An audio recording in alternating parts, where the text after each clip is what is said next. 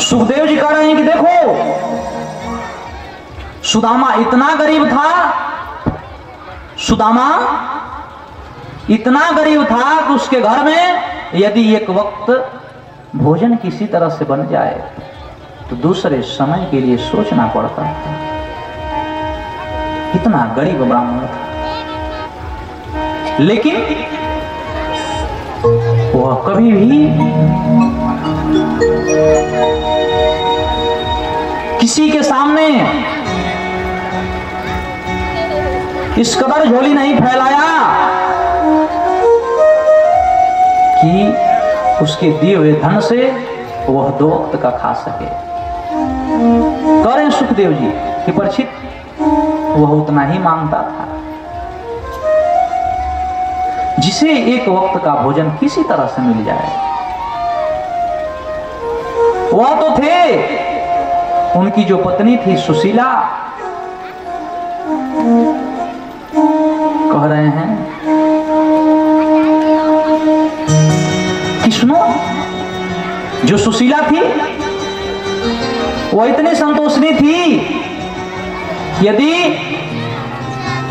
घर में खाने के लिए कुछ नहीं तो 5-5 दिन 7-7 दिन कई दिनों तक बीत जाते थे, लेकिन कभी भी अपने पति से भोजन की याचना नहीं करती थी। इतना सभ्य ब्राह्मण थे। एक बार साक्षात श्री कृष्ण जी एक ब्राह्मण का रूप धारण करके आए। उस समय सुदामा जी अपने घर से भिक्षाटन के लिए निकले हुए थे। तो आए, कहे देवी भिक्षाम दे। घर में एक चावल के कण भी नहीं थे। सुशीला कही, प्रभु घर में कुछ नहीं, देखिए ना, इतनी विडंबना है कि 5 दिन से भोजन भी नहीं हुआ। तब तक एक बच्चे की रोने की आवाज आई। संत जी बोले, सुनो, बहाना मत बनाओ। अरे भिक्षा के रूप में नहीं दे सकती तो तुम्हारा पुत्र हुआ है, उस पुत्र की खुशी के लिए तो दे दे। सुशीला रोने लगी। महाराज तुरंत प्रभु प्रश्न किए, हे देवी, अच्छा तूने पुत्र का नाम क्या रखा है? कुछ मत दे, अपने पुत्र का नाम तो बता दे। सुशीला कही, बाबा मैंने अपने पुत्र का नाम दरिद्र नारायण रखा है। दरिद्र नारायण क्यों? क्योंकि स्वामी जब से पैदा हुआ है अन्न का एक दाना पेट में नहीं गया।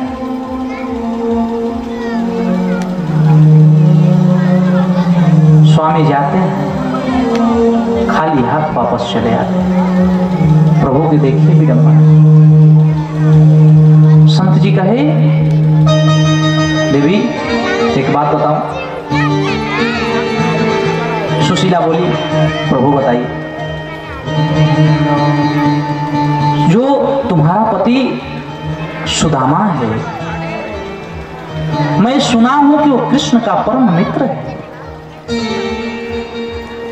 और कृष्ण इस समय द्वारिकाधीश बन गया है, द्वारिका का राजा बन गया है। तो एक बार कह देना कि अपने मित्र से मिलने के लिए नहीं जाएगा। देखिए मित्रता इसे कहते हैं। जैसे ही सुदामा जी घर पे आए, उनकी धर्म पत्नी पूछी, स्वामी एक बात सही सही बताना, आप द्वारिकाधीश को जानते हैं? बोले नहीं, छोड़िए, कृष्ण को जानते? सुदामा जी बोले, देवी तुमको कैसे पता? कृष्ण के बारे में तुम्हें कौन बताया?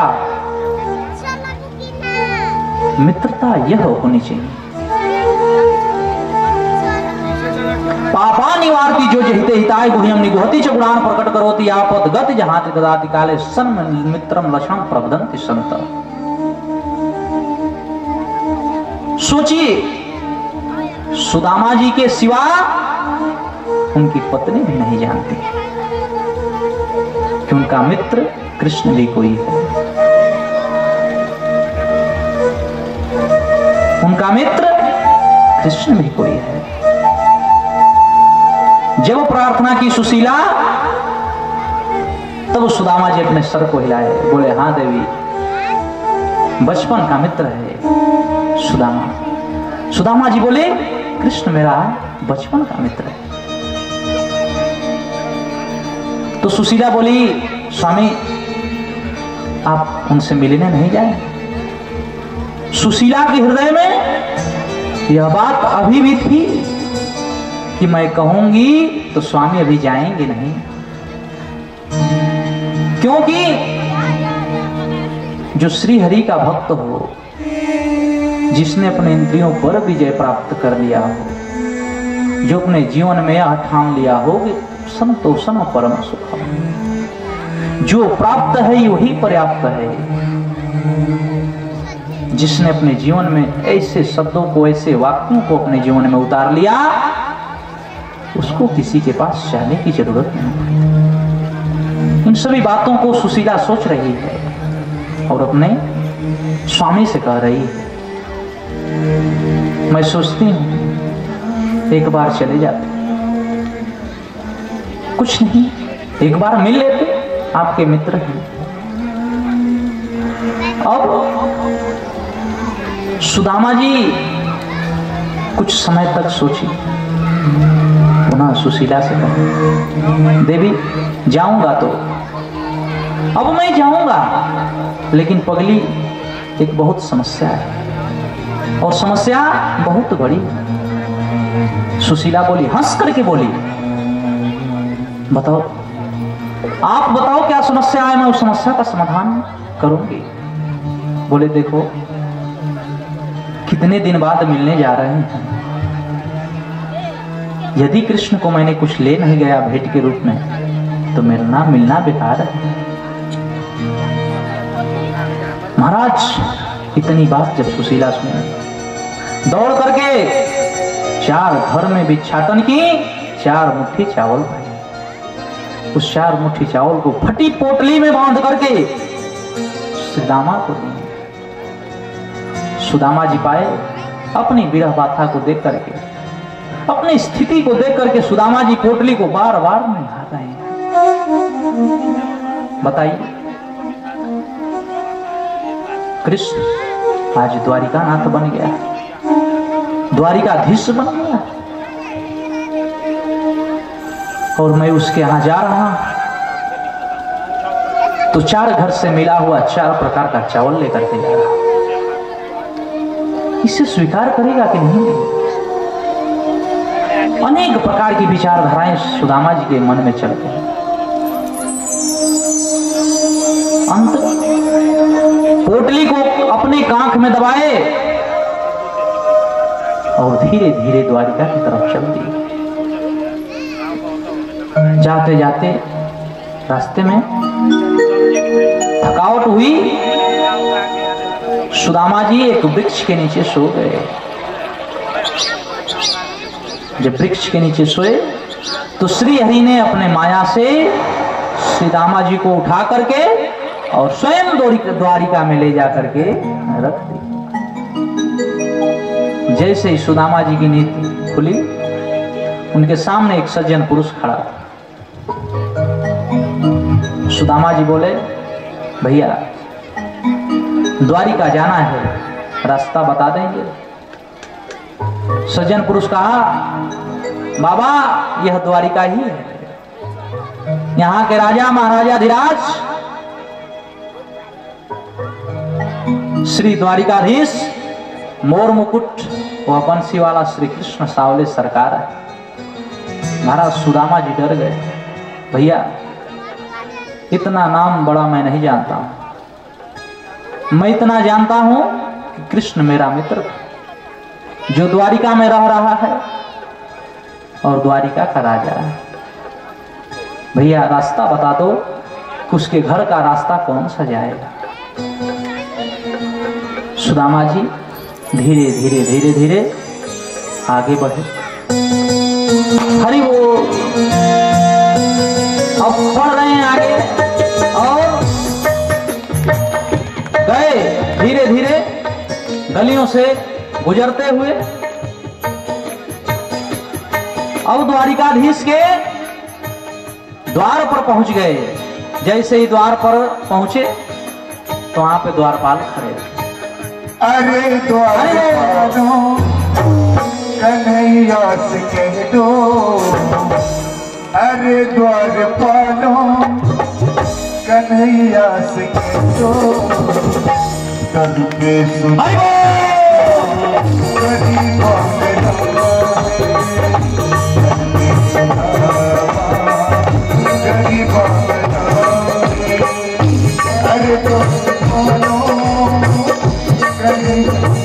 तो अरे द्वारपालो कन्हैया से कह दो, कल पे सुदामा कभी पहुंच जाए, कल पे सुदामा कभी पहुंच जाए।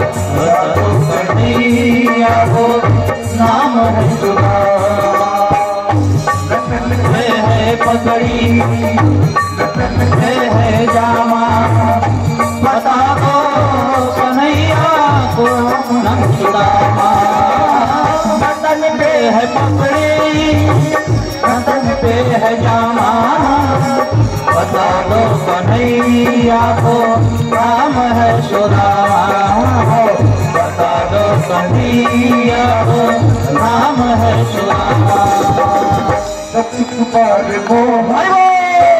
सजा करके कह दो मोहन, सजा करके कह दो मेरे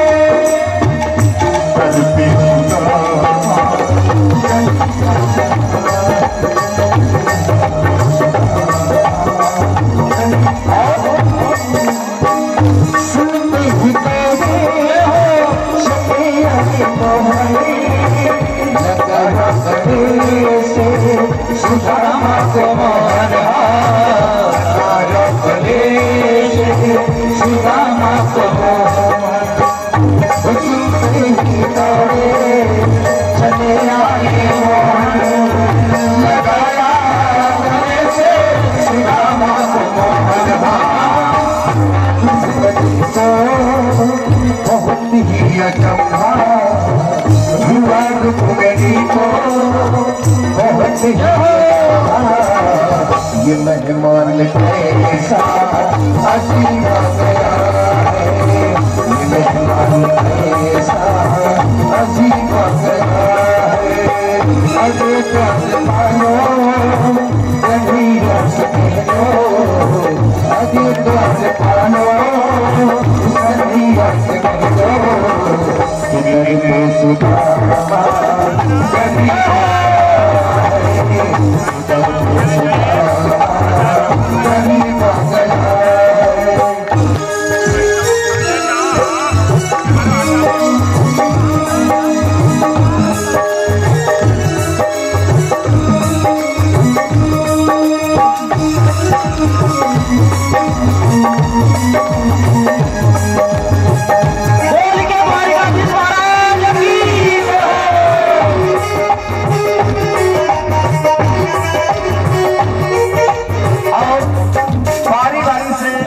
हमारे भक्त लोग आएंगे, भीड़ ना लगाएं, बारी बारी से सब लोग आएंगे।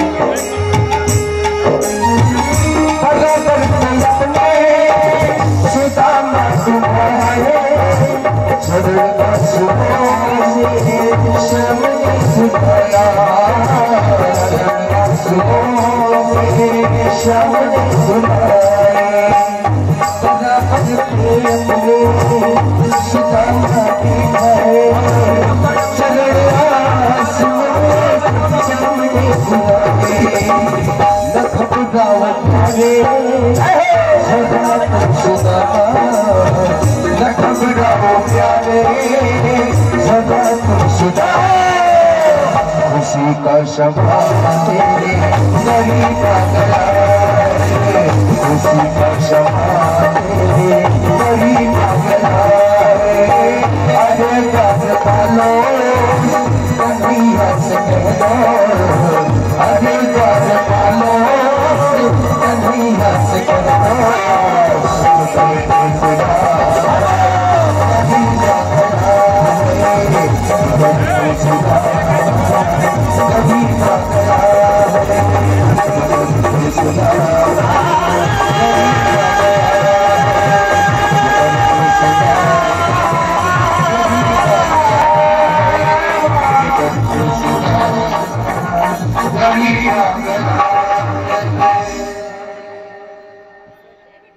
आइए कथा में प्रवेश। सुदामा जी के झांकियों को आप लोगों ने बहुत ही धैर्यपूर्वक देखा। तो सुदामा जी द्वारिकाधीश के द्वार पर जाकर के खड़े हैं। द्वारपालों से कह रहे हैं,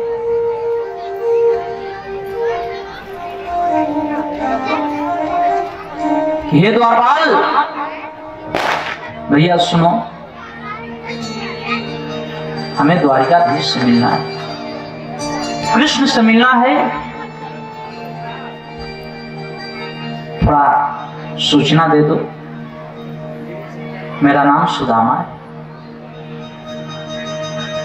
द्वारपालों ने कहा कि हे ब्राह्मण देवता, आप रुकिए, कुछ समय तक आप ठहरिए, अभी प्रभु के यहाँ संदेश देकर के हम आए। उधर द्वारपाल श्री हरि के यहाँ गया।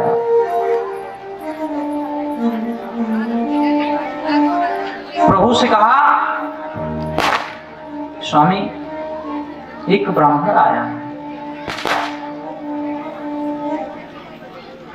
उसके शरीर पर जितने कपड़े हैं सब फटे हैं, बहुत गरीब ब्राह्मण दिख रहा है, आपसे मिलना चाहता है। प्रभु इतना ही नहीं, कह रहा है कि हम कृष्ण के परम मित्र हैं। मैं कृष्ण का परम मित्र हूं। प्रभु अपना नाम सुदामा बताया। जैसे ही प्रभु ने सुना, प्रभु की शुद्ध बुद्ध ही भूल गए स्वामी। अपने महल से सिंहासन पर जैसे बैठे थे, अपने पादुका तक छोड़ दिए, पीतांबर भूल गए। यो मस्त होकर के दौड़े मानो कि उनकी जिंदगी का वैसी खुशी, ऐसा पल कभी भी हुए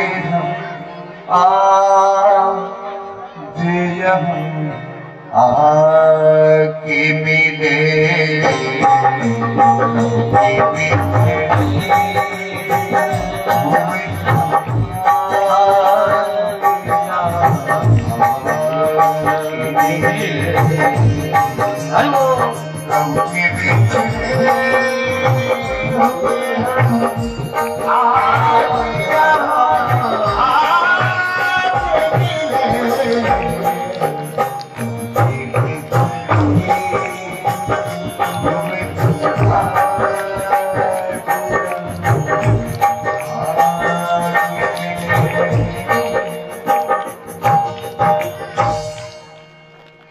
ऐसा लग रहा था मानो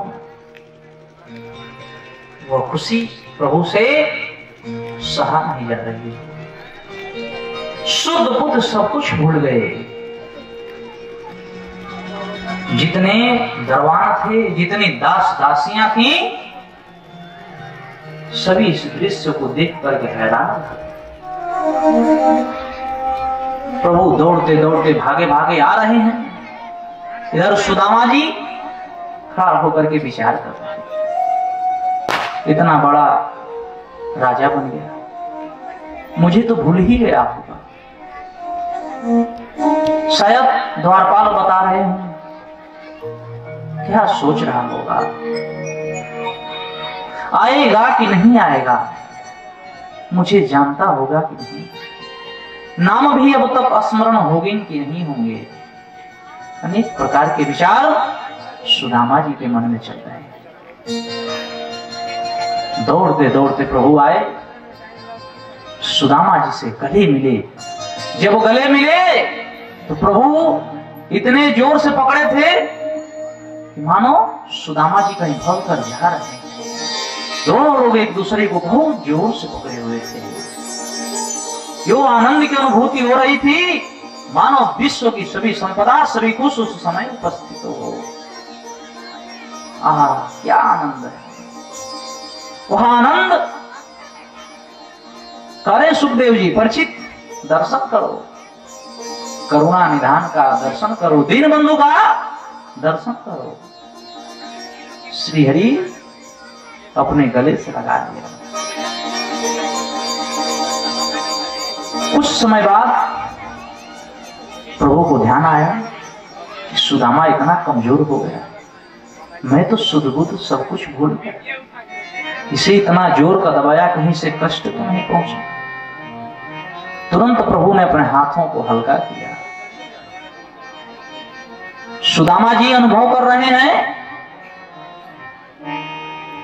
कि उस समय जब श्री हरि ने अपने हाथों को ढील किया, हल्का किया,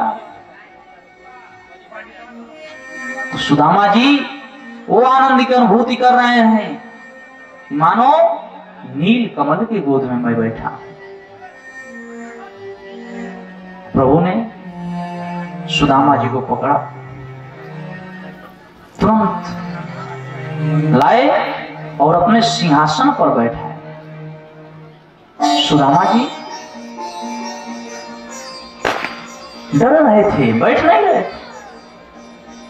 कि मित्रता के रूप में, मित्रता के प्रेम में आकर के द्वारिकाधीश कृष्ण ने मुझे अपने सिंहासन पर बैठा रहा।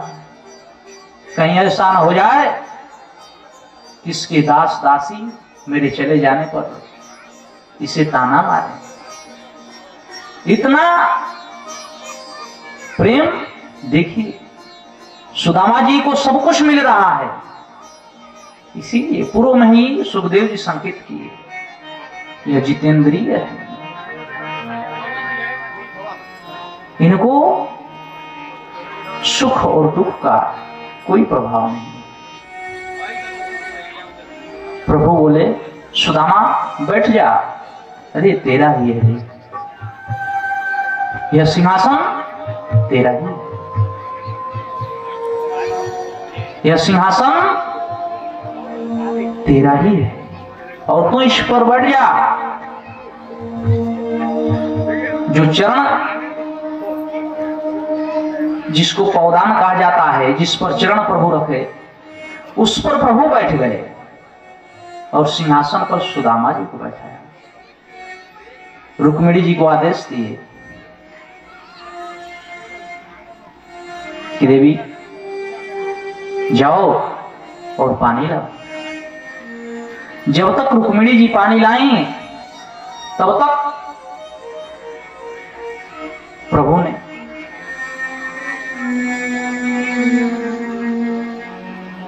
सुदामा के पैर को उठाए और सुदामा के पैर को उठा करके जब देखे तो उसके पैर के नीचे बहुत बड़े बड़े फफोले, कांटे धसे हुए थे, खून से पूरा पैर लथपथ था। प्रभु देख करके जैसे ही देखे तो हृदय में पूर्ण कर्म लगा हुआ। प्रभु की आंखों से जल धारा निकल गई। उस क्षण को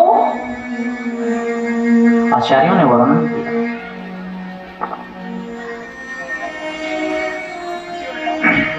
अरे देख सुदामा की दीन दशा, करुणा करके करुणा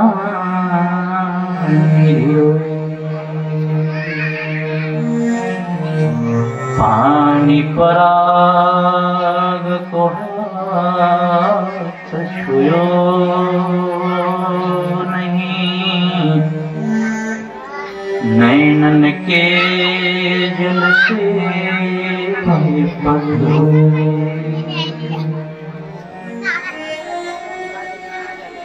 जब उस दृश्य को प्रभु ने देखा, प्रभु रो पड़े। नैनन के जल से पवित्र, प्रभु इतना रोए कि उनके आंसुओं से ही सुदामा जी का चरण धुल गया। जब तक रुक्मिणी जी आई तब तक श्रीहरि सुदामा जी के चरणों को धुल दिए। पुनः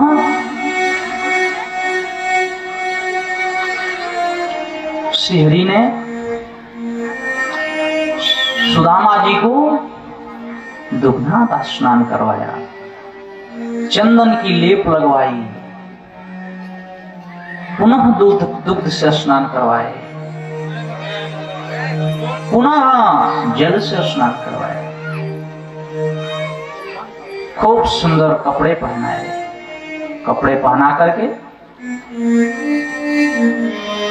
बिस्तर पर, जिस बिस्तर पर प्रभु सोते थे उसी बिस्तर पर सुदामा को सुलाए।